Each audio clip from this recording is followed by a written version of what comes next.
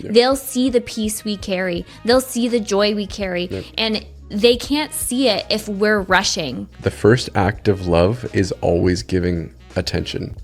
And so you can't truly love someone if your attention is scattered.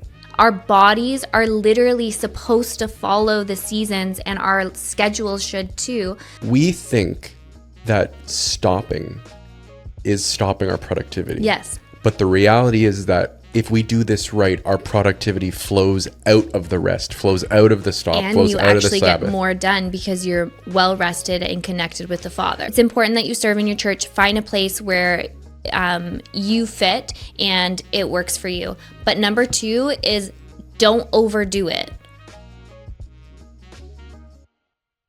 I was talking on Sunday to Ryan about it was after church, and we were saying like how busy June is. It's just like such a busy month. And then my mom said May too is busy. And then I was like, and then, or maybe Lindsay was like, and then September and October. And I was like, and November and December. So like half the year is busy. You know what I mean? Like the months fill up. But then I was like, for us, like April is really busy if Easter's in April. Yeah, there used to be, it seemed like for years, there used to be like a clear delineation between like, you'd have busy seasons like in work and church, and you'd have slower seasons that you knew were coming. Like January was going to be slower. Yeah. Summertime was going to be slower. And it was always like a slow wind down to summer. And then September ramps things up to Christmas. And then that's gone. Yeah. I know. I was talking to my friends too about July and August. Like all their weekends are already booked up. Yep. And I'm like, okay, so I guess we won't be seeing you. But like literally just like full calendars. Well, we have friends that we try to connect with that if inside of 8 weeks, if you're trying to make plans, no dice. Yeah. You've got to be planning like way outside. Yeah. Like it's crazy how busy everything is. Yeah. Like, and if even today I have an appointment at 11, so we're like, we're cruising. We have to start. No redos on this podcast. No. But that like changes how you like do stuff. So like even like us getting ready, so we're like, we need to start by 9:30. Is you have this like energy about you that's like, it brings anxiety, right? Like not, you're hurried. Yeah, you're hurried. And it's not like this like restful, like, oh, let's just like really enjoy this podcast and talk about it. But it's ironic because today we're talking about. Yes, we've literally hurried ourselves into a podcast about hurrying and how it's probably not a good thing for us to do as Christians. No. And not what God has called us to be, because he's a God of peace. Yeah, there's nothing about this Christian life that is supposed to be hurried. No. And yet, specifically in North American culture and really Western culture, but more North American, because even when you go to like Spain and places like that, they'll have a siesta, they like slow down the way they do things. But specifically North America, the family is so hurried and rushed, and it's single people. Yeah, you're busy and you've got a big social life, but when you're married and you have kids, there is you're trying to balance a marriage, you're trying to balance a family, you're trying to balance work, and hopefully it's in that order.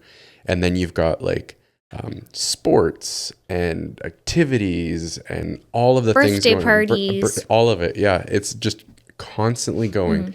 I think single people though too, like because they don't have like the kids or whatever, they just fill their calendar with like tons of like social things or pottery, not pottery lessons. What is that called? Is that pottery?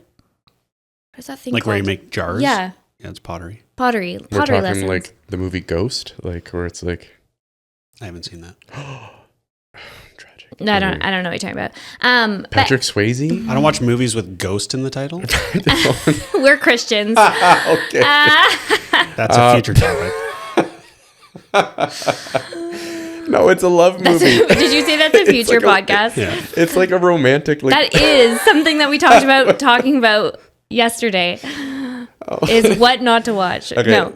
before we move on, I want to clarify. I'm not talking about like a horror suspense movie. I'm talking about like a Patrick Swayze romantic, like the whole pottery scene where like it's iconic. How do you not know this? They should have called it like Love Ghost or something. Oh my gosh. But there is that one where there's that girl who she dies and she like lives and she's like a ghost, but she's not a ghost. But then she comes back to life because she was actually in the hospital. Have you seen that one? No. Remember that one? That one was weird. Anyway.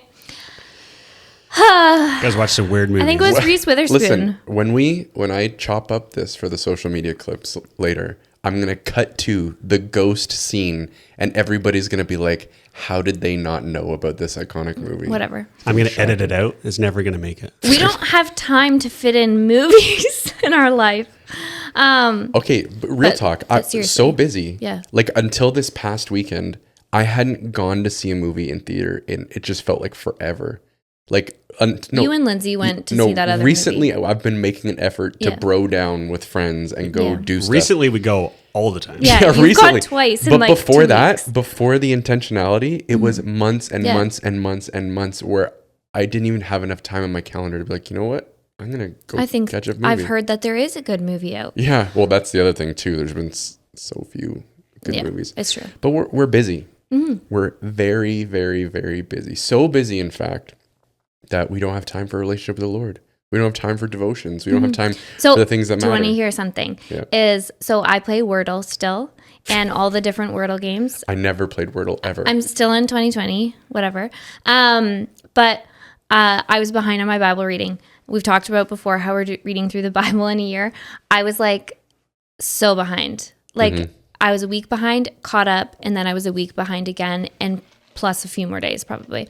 And so I said, okay, Justine, you're not allowed to play Wordle games until you catch up. So I had to read all of Lamentations, all of Esther, and like half of Job. So I put my earplugs in yesterday and I listened to all of those and caught up, and I got to play my Wordle games yesterday. But that's because you're rushing through it. And I need to not rush through it. I need to do it daily so that I can like enjoy it and actually like absorb it. But I did absorb it yesterday. Man, Job is like, Esther I've read several times. So like I feel like you can follow it easier or whatever. But Job just like is so depressing. It is, but there's a hope. There's so many good things there within is Job. So many good. But it's also like, man, those friends. If you don't know what I'm talking about, go read Job. Well, like one of my favorite things in Job is when Job is like, he's a little cheesed at the moment, and he's getting a little chippy with God. Yeah. And then God has to remind him, hey, where were you when the foundations of the universe were laid? Were you around for that? Why are you questioning the way I do things? Like, I love that there's that type of like, God will just go back at him and say, listen, I'm a big God, I can deal with this, but like let's remember who's who here. We should talk about like Job sometime, and like, does God often allow the enemy at people like he does with Job? Is that like a whole thing? Okay, so part of understanding biblical literature is we don't really know exactly what Job is, like historical, poetic, like there's where it really, because it is considered a book of poetry. Yeah, where it fits in, like there's a whole bunch happening with Job, and so I wouldn't say it's necessarily a prescriptive text. It's very descriptive and poetic in nature.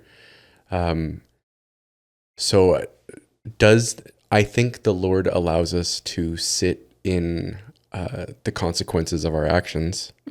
I think when we open doors in our life to where we've given way for the enemy to come in and have an effect on us, we have to deal with that. But where God is like, have at it. Have at it, devil. No, I don't think that's the case at all. Okay. Because that would be confusing for someone to read. We have been bought with a price. We are now owned.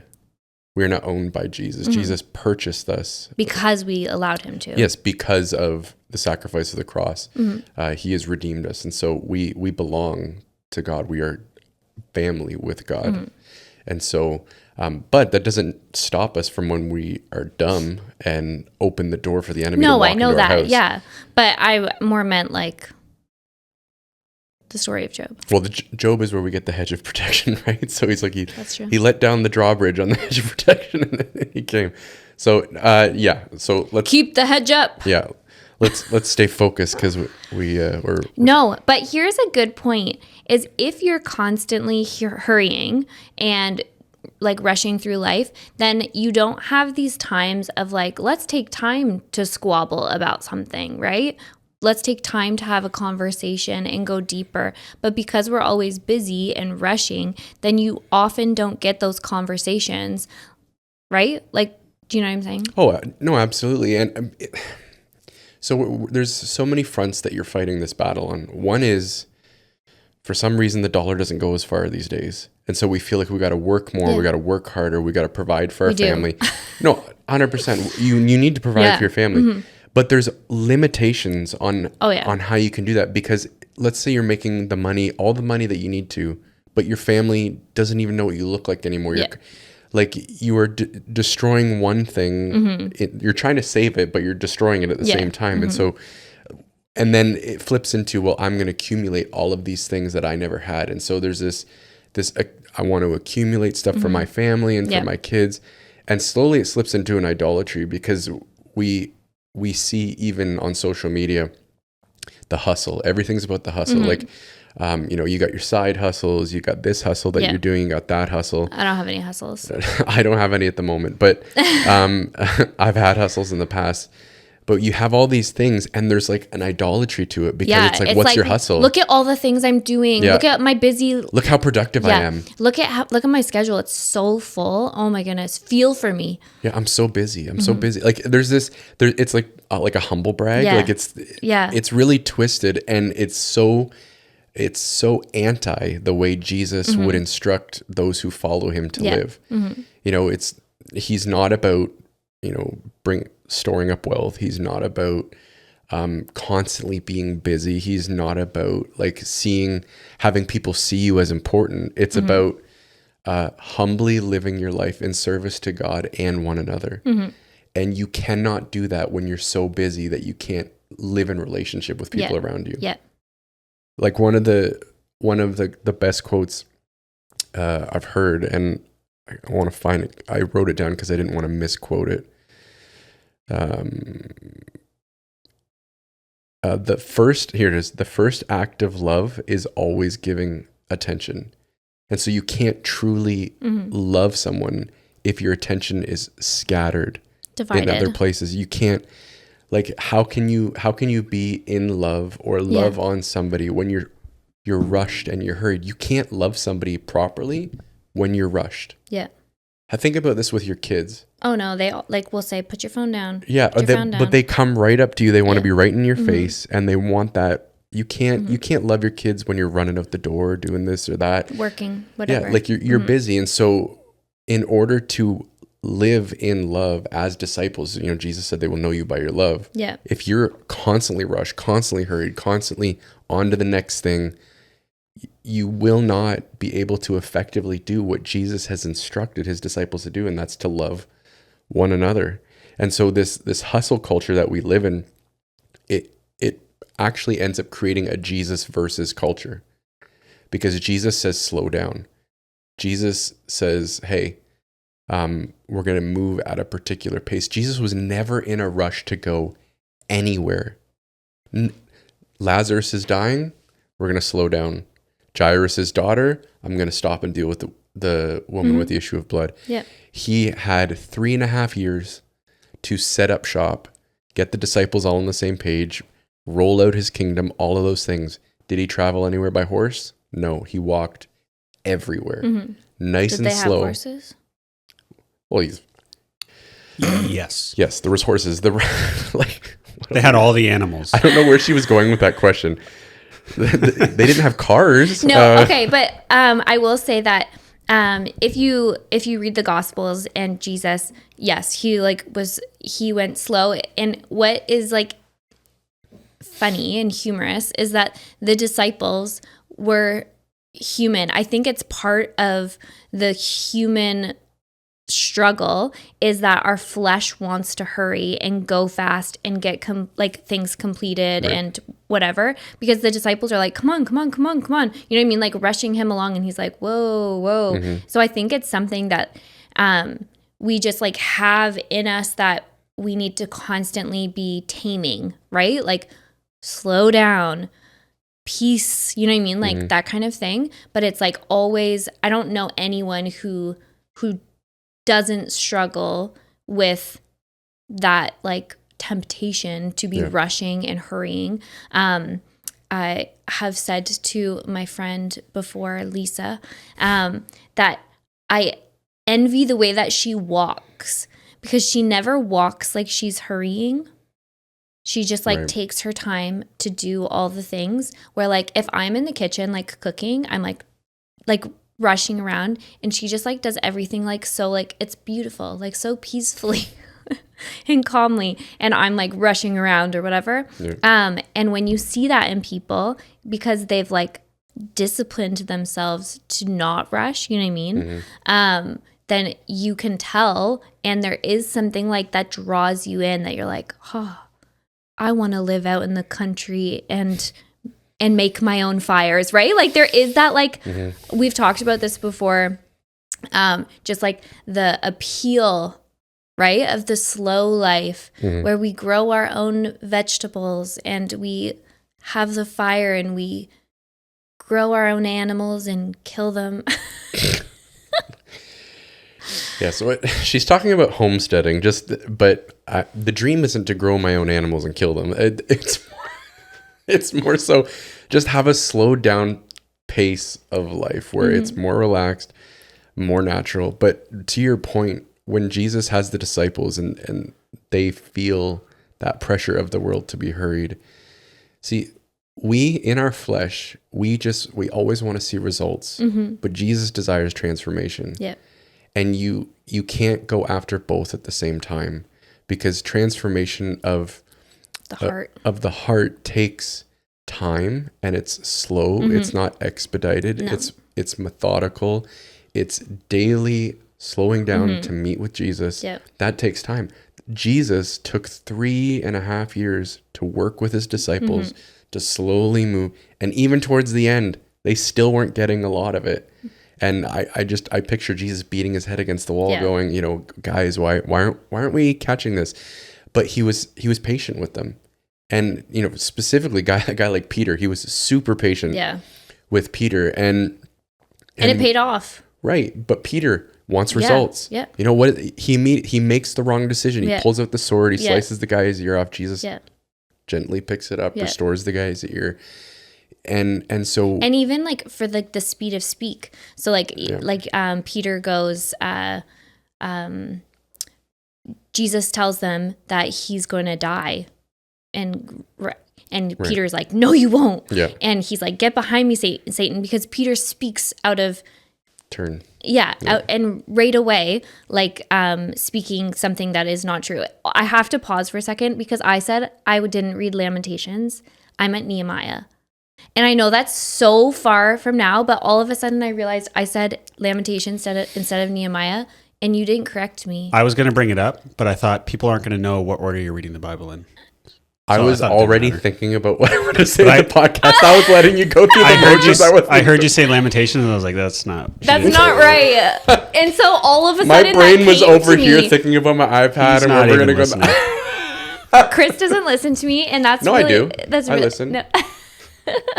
But that's something that you would normally correct on like right away. Guys. So Lindsay, why didn't you correct me? Because I thought the listeners aren't gonna. Okay, so we're 17 minutes in, and for some reason that all of a sudden I'm like, I said Lamentations instead of Nehemiah. She felt convicted because she lied about Bible reading. Not lied. Well, I misspoke. Anyway, but you know what? In the spirit of Jesus, I forgive you. All is forgiven. All is forgiven. And I was so hurried in my mind to get into the podcast. I wasn't even slow enough to like hang with the conversation. Right, wrap it up. I was like, let's get moving. We got a lot to cover today. So anyone who is listening, just so you know, I wasn't that far behind. We're superhuman people. We are very not, and when I mean superhuman, we're not superhuman. We are superhuman. We are very human. We are very flawed. Very flawed. Okay, so like practically, what does this look like in our lives, though? Because I really want to break some of this down. Yeah. Like we can talk, Jesus. Everyone knows they're rushed. Everyone listening to this there's knows. traps too where we can like over spiritualize things to make the rush seem good. Oh, yeah. Right? You know what I'm saying? Like specifically, I'll give an example of ministry, right? In ministry, we can be so rushed, doing so much, doing a ton, and we over spiritualize it as our service to the Lord. God wants me to do this. Yeah, this is my spiritual worship to the Lord. This is the life of ministry. No, not when your family or your marriage is suffering, not when your devotional life is suffering. Yeah. That means too much is taking place. And so you can take that and apply it to whether you're a plumber or you're a teacher or you're a student in school. If your life is so busy that relationships are out of whack, that you always feel like there's not any margin in your life to make space for downtime. And if you're missing out on devotional life and prayer time, then you are too hurried and too rushed. And Corrie ten Boom once said that if the devil can't make you sin, he'll make you busy. And I think that's very like on point because a lot of believers might not be struggling with crazy sin in their lives and stuff like that, but they're busy. Yeah. Their kids are in travel sports, they're running from one thing to the next and they have no margin and they feel burnt out. And that is, across the millennial generation, burnt out is the word everybody feels. And I think a lot of it is to do with, like what you were saying already is we feel the need to have everything that the boomers had. Yep. When the dollar is not the same. And so we feel like, okay, if we don't have a house, we're failing our children. If we don't take them on the cool trips, we're failing. If we don't have them in all the sports, then we're failing. Yep. And that is a setup for us to be disappointed because everything is so much more expensive. Like food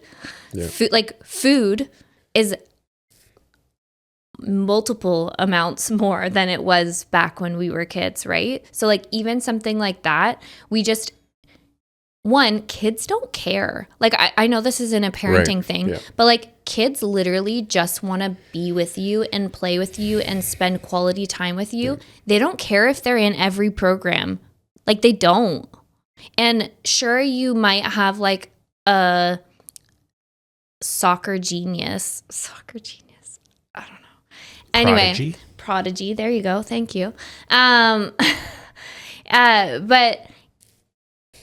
if you push them too hard, then you're just teaching them that same culture for when they then have kids, right? Like of being busy all of the time. And then also our kids just don't know how to, like we don't even, like millennials don't know how to just sit and enjoy, like, let's say we go to the cottage and you just like sit outside, but it's like, oh, where's my phone? You know what I mean? Like we don't know how to just like be anymore. And part of being a follower of Jesus is learning to just be with God. Yeah. And we're not going to hear, it's like the whole thing of, I don't hear God speaking to me. I don't hear God speaking to me. Well, we have to sit and wait on God to talk to us. And he is talking, but the problem is that we're already talking to ourselves in our head about all the things that we need to do, right? You ever been in a conversation with someone who is like busy bustling around a move and kind of in the conversation with you, but they're kind of more talking at you? Yeah. Not roasted. He was waiting for it. Like that's what it's like when we don't slow down and talk to God. Yeah. Because if you don't, like if one person is talking the whole time, or they're just kind of not really paying attention to the other person, then how are you going to hear what they have to say? Yeah. Like literally, we started this podcast with an example of me not paying attention. I'm going to get roasted. My wife is going to just have fodder for days. But no, here's the thing. It is such seductive reasoning to think I need to capture the Canadian dream or the American dream for my family. That I Canadian dream doesn't really exist. I'm just kidding. Well, no, but like the American dream. Yeah. Like the North American dream. It's seductive to think I need to have that in order to have a happy life, a happy wife, a happy family, all of these things. And so I need to provide, I need to hustle.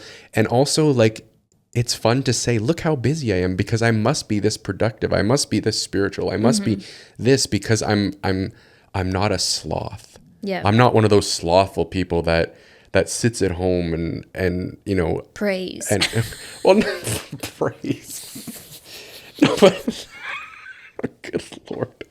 No, but we think we think our worth is tied to our productivity. No, but it's not. It isn't. It's not. If that's the case, then Jesus' worth was not very high in his productivity for how much he went from city to city and did all this stuff. He did a lot in his 3.5 years of ministry, but he could have moved way faster. He could have touched way more lives. His ministry could have been way bigger. And prayed. Yes. Constantly said, hey, you guys go on ahead. I'm going to go and pray. Yep. Hey, you guys do this. I'm going to go and pray. He stopped what he was doing instead of going for productivity, which like the Sabbath is for man.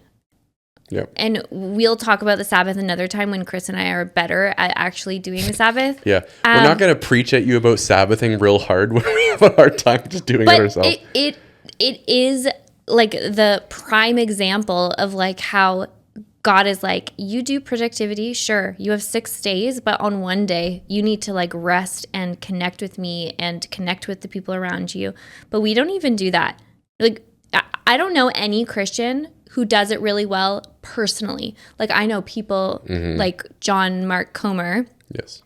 He does it because he's written books on it. But does he do it? I don't know. I don't know him personally. So I think he does. I'm sure that he does because he would get a lot of flack if he didn't. But if you've never read the book, Ruthless Elimination of Hurry. It's so good and so convicting. But not convicting enough to last long enough for me. I have to read it like once a year. I listen to it once a year just to remind myself that. Yeah. But here's the mistake, and you pointed it out, but without like directly saying it, is that we think that stopping is stopping our productivity. Yes. But the reality is that if we do this right, our productivity flows out of the rest, flows out of the stop, and flows out of the Sabbath. And you actually get more done because you're well rested and connected with the Father. Well, not only that, but there's almost, as you read through the Old Testament and the New Testament, there's almost like there's this supernatural power that is applied when we... It's almost as if... It doesn't outright say it. Right. But it's like it's as though like there's this supernatural power that's endowed when we are faithful to resting and honoring what God has said about, that we are empowered to accomplish the rest in its time. Because remember, Jesus said the Sabbath was made for man, not man for the Sabbath. This isn't something we're a slave to. This is something that was created for our enjoyment and our rest. I would say, though, that it is like God's supernatural power is in us when we obey. So I think that you can say that because when you obey God, he blesses us. When you are faithful to him, he will be faithful to you, right? For sure. But again, then we're going to get into, it depends on, you don't want to place extreme weight on the Sabbath because then you can get into some like theology debates. Please don't sue us if you take the Sabbath and don't find blessing. So like really like it's important that we just understand that what God's calling us to is not a life. He wants us to work. We were created to work. Yeah. Like let's be clear. We're created to work. We're created to work hard. We're not created to be sloths. Like find the balance. Yeah. And so we're created to work, but also there's an importance to rest and being with God and being with your family and enjoying his creation and being productive in your rest, in that we're not like just trying to force the rest. We're just enjoying, because it's delight. That's what he's calling us to, is delight in even in our work. Yeah, for sure. Yeah. So I think we talked about this a little bit before, but like doing everything unto God and enjoying it and doing it with a a grateful heart. In Matthew 11:28, it says, "Then Jesus said, 'Come to me, all of you who are weary and carry heavy burdens, and I will give you rest. Take my yoke upon you. Let me teach you, because I am humble and gentle at heart, and you will find rest for your souls. For my yoke is easy to bear, and a burden I give you is light.'" Yeah, and Jesus, and this is probably one of the sad things about what the world thinks Christians are like, is that we're just a bunch of people living under the burden of rules and regulations. Yeah. And that is not what Jesus came to do. No. He came to set us free from bondage and live in communion with God. And I can't remember, did I say this in the podcast? Yeah, we said it last week about all the rules and stuff. Yeah, and that they're to bring freedom. Right, it's to bring freedom, and it's not Peace. Don't do this because I said so. Yeah. It's we don't do this because God's not like this. We represent who God is. And also God gives us some rules in order to help us have a more joyful and peaceful life. Absolutely. And God, in his infinite wisdom, decided to rest on the seventh day so that we would see that even God models this Follow for by us. example, yeah. He's God doesn't need to Lead rest. by example. God does not need to rest, but he wanted to make sure that we knew that this was something holy. This is something different. It's set apart, and it's important that we observe this. And he fashioned this into the fabric of the universe by doing this in 7 days. Yeah. Whether you believe it's a literal 7 days or whatever. Whatever. But when he does that, it's molded into the grains of the universe. And there's a quote, and I forget who said it, but it's when you go against the grain of the universe, you get splinters. And so like what it's referring to is like a grain, when you're running your hand across the wood grain, where it's like up and you'll get splinters in your hand. And so when you run with the grain, it's smooth, it's better. And so we need to understand that when we feel burnt out, when we feel hurried, when we feel rushed, it's not that this is the life of a Christian. This is the life of someone who's not settled into a rhythm of discipleship with Jesus. And so we need to take a step back and say, what are my priorities? What are my priorities now? And if I whittled things back and simplified, what could they be, and what would be a healthy balance for my life? A helpful thing would be to look at your calendar, and that will point to your priorities, right? If your calendar is chopped full of sports, right, then your priority might be sports.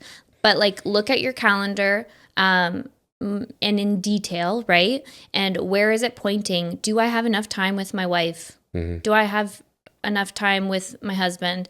Do I have enough time with my parents? Do I have enough time with my kids? Where is that? Do I have enough time with God?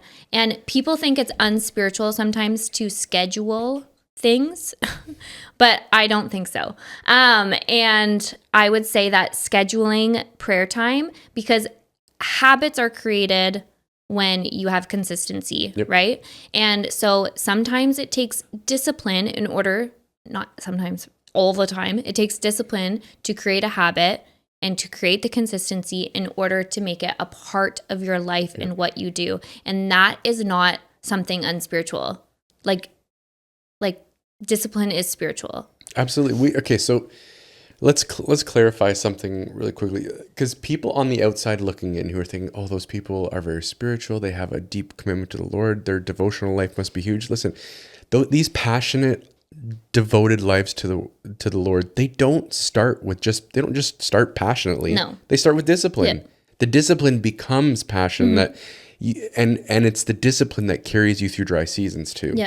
Because not everything is like rah, everything's going amazing. Everything's going amazing in my life. God is so good to me.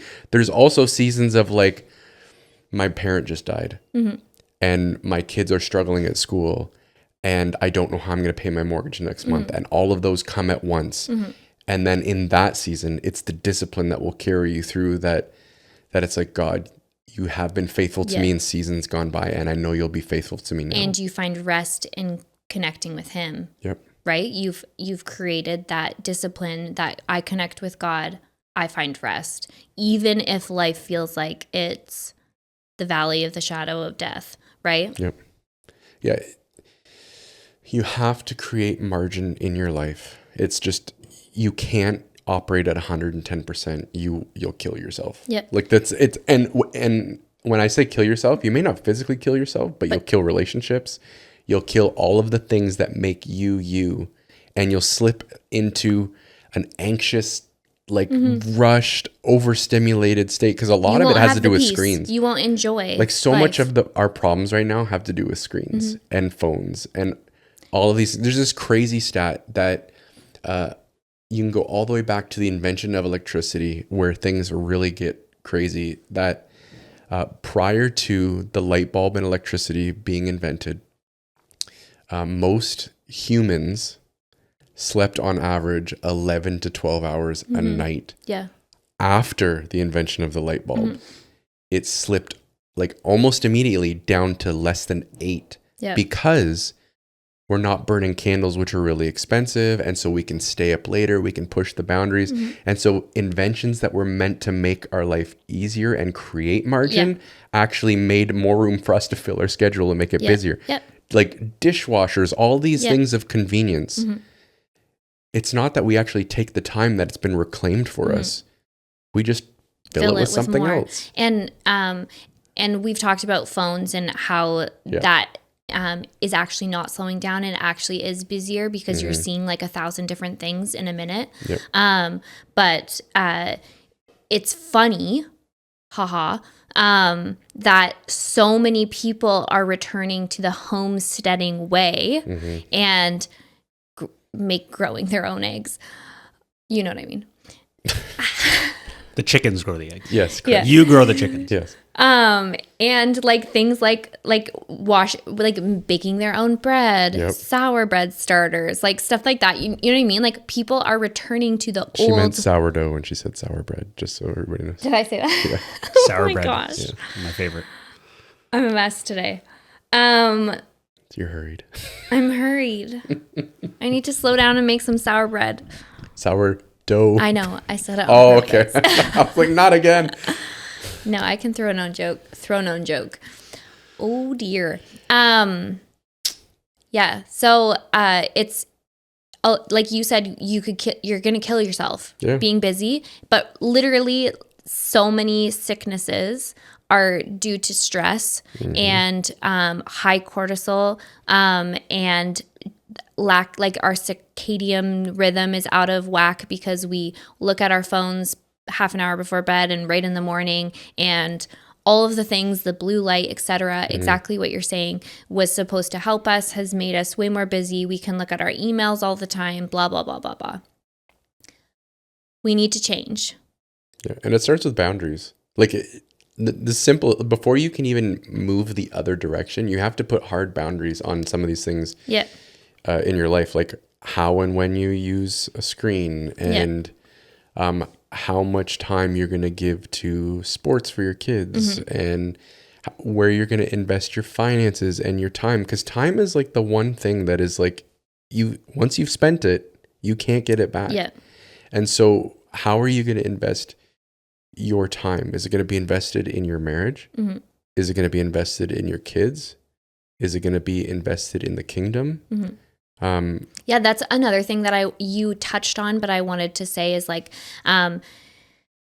for Christians, you might feel the burden of like volunteering in your church, but it's important that you choose an area, like we talked about gifts a couple weeks ago, and not, the church doesn't want you to burn out. Maybe some churches do. No, they don't want you to burn out, but they're happy to let it happen in service of their mission. Yes. And so, which is not Jesus' mission, just so we're clear. Yes. And so it's important that you serve in your church. I want to say that first. It's important that you serve in your church. Find a place where you fit and it works for you. But number 2 is don't overdo it.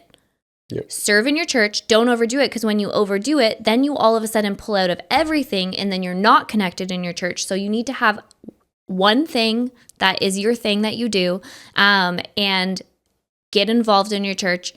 but don't overdo it, because we see all these people who are serving the church, then all of a sudden they're like, I'm doing too much. I need to step back and not do anything. And that also isn't healthy for like, because it's important to serve in your church body. Yeah. And so, yeah. So I want to say there's something. a balance. No, I want to say something here, and everybody take this with a grain of salt. And this might come across judgmental, but I mean this from a place of love. For some reason, when people feel burnt out or stressed out, and they're gonna we're gonna pull the plug on something, the first place that they pull the plug is the church. What are you modeling to your kids? What are you modeling to those around you who see that you say you're a committed follower of Jesus, when there's so many other things you could pull the plug on in your life and create margin? But the first place, because Jesus will understand, is that you pull the plug on these on Christians giving to won't the church. get mad at me. Yeah. So I don't feel bad about doing it. Well, but this if I Christian pull it right here from, is calling you out. Do not model this garbage to your kids, because what they're going to see is that church is not that important. Yeah. When we need to create time and space in our calendar for like a rest day, we pull the plug on going to church. When we're running from tournament to tournament in hockey, or we're busy doing this or that, or, I've got this on the weekend and homework, and my kids are stressed out about their grades and stuff like that. No, the thing you keep in there as the center, as the bedrock, is communion with the body of Christ. And as we come together and worship the Lord, if you do not make that a priority, the next generation will push it to the nth degree, and even less so. And our next podcast, we're talking about like the disservice that has happened to the millennial generation within the church. And this is what's happened. I know. Is that there was a hard pendulum swing against, we had we go to church every Wednesday, every Sunday night, every Sunday morning. And then this lax behavior came in, and church was all of a sudden optional, and we didn't have to go every week. And then my generation, your generation. Soccer is on Sunday mornings for the next 3 months. So we won't be here for 3 months because soccer comes first. Yeah. But what are you teaching your kids? But I really want to hammer down on this. What are you teaching your kids? That sports are more important than like their salvation, their character, their integrity that's being built, that the fruit of the Spirit that should be active in their life. You can find a workaround. There's ways they can play sports. I love sports. Yeah. I love sports. I loved playing sports. I love that my son is in sports, but that will never, I've already said to them, we're not going to be playing rep sports. I know that sucks unless we can find a way that it works, but church for everyone is always and for your a priority. whole family. Cause like that's another thing is sometimes rep sports pull down the other children from them wanting to like go to church. Oh, absolutely. And then rep sports on top of that is taxing financially, which means funds that maybe could be going more towards the health of your family and benefiting the kingdom. Anything like that is just being thrown into sports on the off chance that your son or daughter is good enough to get a scholarship and then good enough to maybe play professional. When your hopes and your dreams are on that, it's highly problematic, but that's just another side note. P.S. I hope Brooks becomes a professional athlete. I would love for him to become a professional athlete, but not at the expense of his walk with the Lord. Yeah. Like that is a hard, as for me and my house, we will serve the Lord stance. Yes. So the pendulum that was, we go to church religiously, and there's no buts. Oh, you have a birthday party on a Wednesday night that you're invited to? No, church comes first. There's flexibility. There needs to be. And so I just want to be clear. Yeah. Chris isn't saying that we need to swing back to that. No. What's that? Help me out, Lindsay. Swing back to the staunchness. I don't know that's religiosity. What I mean. Yeah, the mean, hardcore, anyway. Pharisaical. I don't know.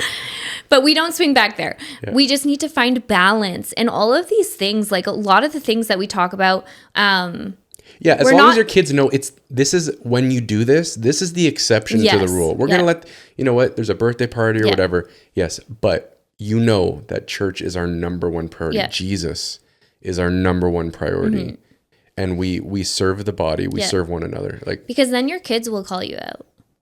Yeah. I thought like I love that my kids, if they're gonna miss something at church, are bummed out. Yeah. I love it. It's the best feeling ever. And I want to give kudos to you because number one, you and Lindsay in leading the kids ministry have absolutely made church something that they love to be a part of, where they're learning, they can parrot everything back. They are developing a deeper understanding of scripture that they will then tell me what they learned at kids church. And so that is so important to me, and I love that my kids love church. So like especially as pastors' kids, because they are here often when it's not something going on. I also like Oliver's like, oh, Grow Nights is over. That's our like midweek program. And Oliver's my son. And it's our midweek program, and he's like super bummed that it's over. And that's like exciting that when your children want to go to church, especially when you're a pastor and you feel like you take them to church all the time, right? Yeah, when there's many opportunities for them just to become burnt out on church and jaded, and the church takes all my parents' time. Yeah. Right?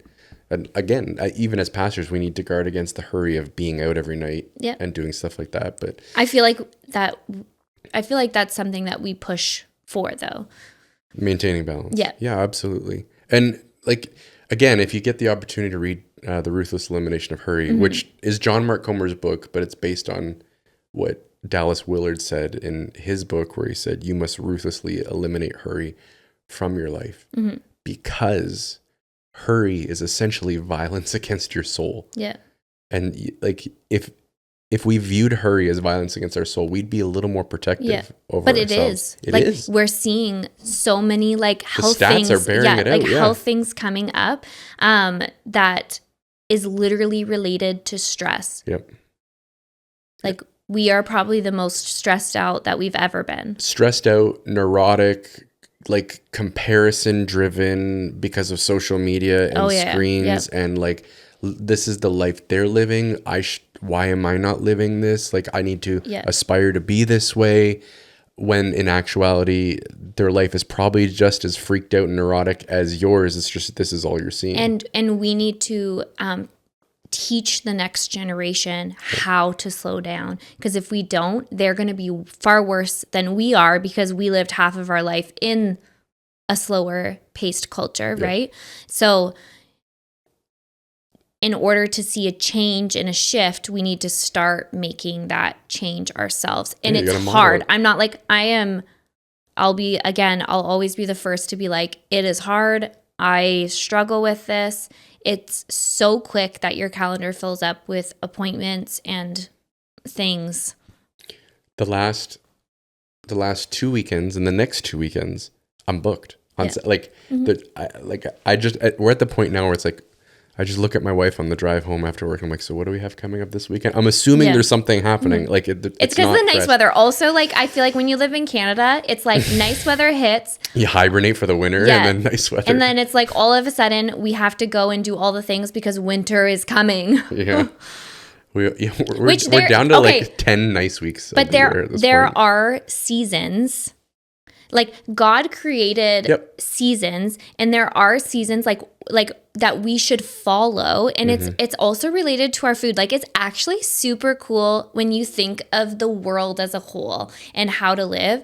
And like the seasons of summer is a season where you are supposed to be out and about and doing all the things, and the sun stays up longer, so it's okay to fill it a bit more full. You know what I mean? Our bodies are like prepared for that. But then as fall hits, we need to slow down. But do we slow down in fall? No, we're ramping up for Christmas. We're ramping up for Christmas. So when cookie exchanges and banquets. Cookie exchanges is not a stressful thing. That is in my house it is. Okay.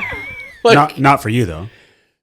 No, it's what's beautiful. stressful is when we have to do the ranking after, and That's true. I don't know that everybody knows about the rankings. I so- rank the cookies. We rank your cookies. If you listen to this podcast and you are a part of the cookie exchange, Okay. the cookies are ranked. Don't ask about your ranking. Just know that but they're let me ranked. continue. So the season we ramp up for is really a season we're supposed to be starting to ramp down for winter, where it is more of a hibernation. We're supposed to slow down. The sun is up less. Our bodies are literally supposed to follow the seasons, and our schedules should too. So that's something like we've been talking about a little bit in our staff, is like how should we follow the seasons but also not let people down, right? Like, because people, and it's tricky because the two busiest seasons in ministry essentially revolve around Easter and Christmas. Mm-hmm. And the third would be like the fall launch type yeah season of ministry. And they are the busiest. Mm-hmm. Like, when there's no like stopping and reflecting on what does Christmas mean to me? What does Christmas mean to me in this and season? it feels wrong. Like, don't you think that like it feels like Christmas should be like slower and more simplified? And it may be for some people, and like this is just the life that I know that we've been called to. Well, we've created the events, so they get to come and just enjoy it. Yeah, but we're also doing a lot of different type of work behind the scenes to come. Yeah, that's what I mean. Right. So, here's the thing: is I love that season. So, as busy as it is, I love it. Why? Because we see the fruit. Yeah, we're focused on family being together. Mm-hmm. We're focused on it's beautiful. Christ's advent and coming, and then jump to Easter. It's the death, burial, and resurrection of, like, we are sitting in this room because of that. Yeah. That thing 2,000 years ago, Yeah. and so I felt bad saying thing, but because of his death, burial, and resurrection. I feel so rushed. I'm looking at the clock going. My brain is not where it should be today. This pod. Listen. No, if this is your first time listening to us, do not judge us based on this one. I feel like it's good. I feel like there were some good things that we've said, no doubt. and it's been fun. So, no doubt, good things have been said. But you need to wrap it up. Yeah. No. What I am saying though about the seasons is to follow them. Right. Use the rhythms. Yeah. Like, and here's the thing. Rhythms and seasons are great. Like, they're fantastic, that you can be busy for a season as long as you pull back. When a season becomes a rut, it's time to adjust. When you're like, okay, it's been now 3 months of busy. Yeah. And when it's starting to carry past that, you may have slipped into a rut, and you might be deriving pleasure from your busyness in the sense that, like, you can say to people, I'm busy, I'm productive, I'm feeling good about how I'm, and that is a detractor from where we should receive all of our gratification. And that's from Jesus saying, well done, good and faithful servant. Not, my servant, you've been so busy. Like, you've been busy on my behalf. I cannot see Jesus saying that. Yeah. But he will say, you slowed down and you were with that person in their brokenness. Well done. Yeah. You visited the person. Like, think about all of the things that he says in Matthew when he's like, you clothed me. You slowed down to clothe me. You slowed down to feed me. You gave me a drink of water. You visited me when I was in these are things you can't rush. These things. No. These are slow. Yeah. You can't rush by the person. Yeah. And so for those out there listening, because we got like 10 minutes left, and we want to encourage you that the answer to you being busy is not adding more time to your schedule. It's creating margin. And it's not like squishing in that. Yeah. It's not, how can I like squeeze this to create margin? It's, what can I eliminate to create margin? Yeah. Because no to. Yeah. No is one of the greatest words that you can say if you do it right and learn how to say it, because it will help you learn to realize what is truly important. And when you learn what's important, you will guard it. You will guard it so hard, because you'll find the things that give you life have to stay in your schedule, and we all have to do things we don't like. Like, that's just, that's part of life. There's things we have to do. Like take out the garbage. Sure, take out the garbage, do the dishes, fold the laundry. All of these things need to be done because remember, people are still observing that, you know, And do we are it unto clean, God. tidy believers. You know, cleanliness is next to godliness. So the look on your face when I said that. I must not be very godly. But we all have to do these things, but don't allow your life to be run by the metrics of other people that you see around you, because this is what the other families are doing. This is what is expected of me in this society, in this culture. What is expected of you is to follow after Jesus with all of your heart and lead your family into righteousness, whether you're a husband or you're a wife, that you would model for one another the heart of Christ. Yeah. And that you would show your children this is what is valuable. Money helps us. We buy groceries, we put a roof over our head, we can have fun, we can play sports, we can do all of the stuff if it's in its right place in our lives.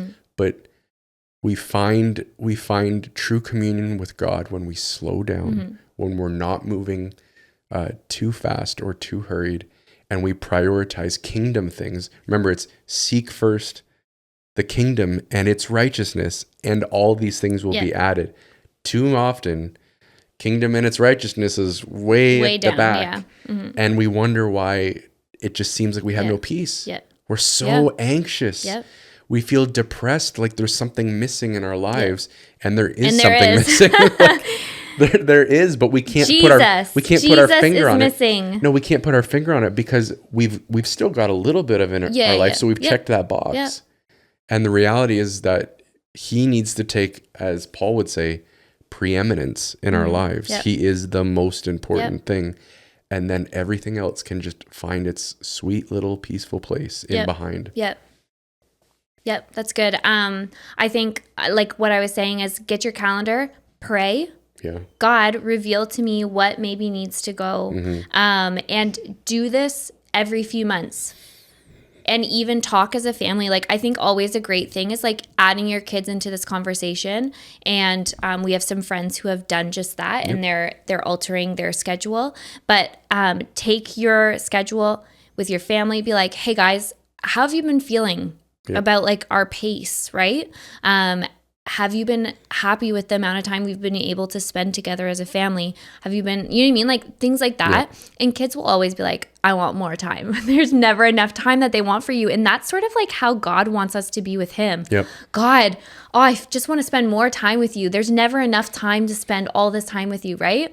And that's not often our attitude. So we need to pray, God, help that be my hunger, not a hunger for money, a hunger for things, but a hunger for you. Because the world will see when we start to live differently. They'll see the peace we carry. They'll see the joy we carry. And they can't see it if we're rushing.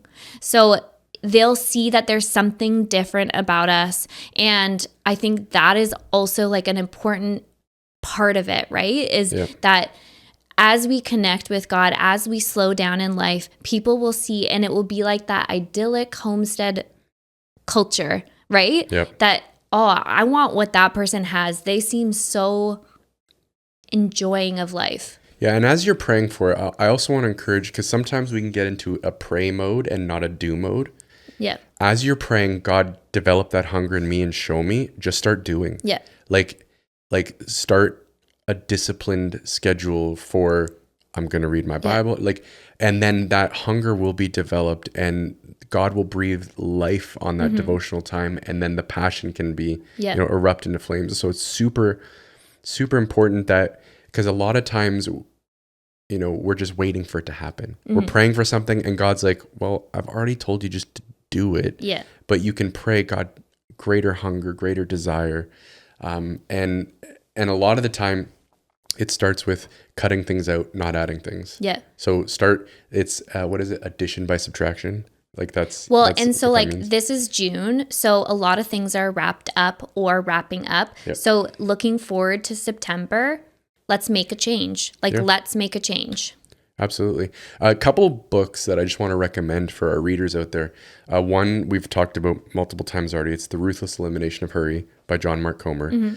Fantastic. You can listen fantastic to it book. on Audible too. It's very enjoyable. Yeah, he's got another one that's just out. It covers a bit of some of this, but it's more like a holistic discipleship approach. That's called Practicing the Way.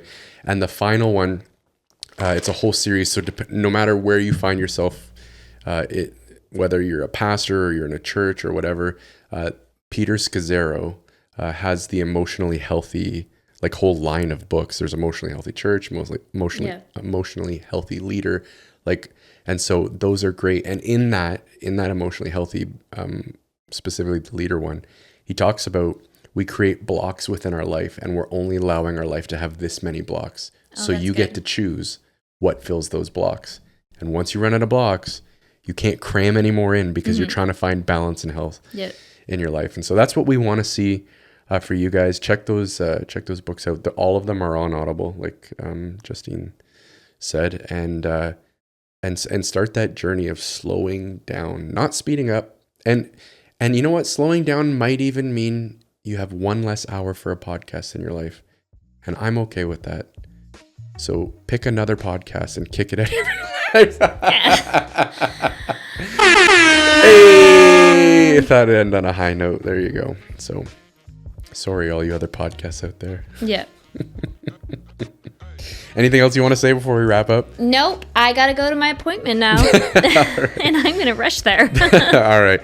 Well, we hope you guys have a great week and just encouragement. Slow down this week and just be with Jesus, be with your family. Yep. Live life the way Jesus did, just a little bit slower. All right. Bless you guys. Have a great week. We'll see you next week.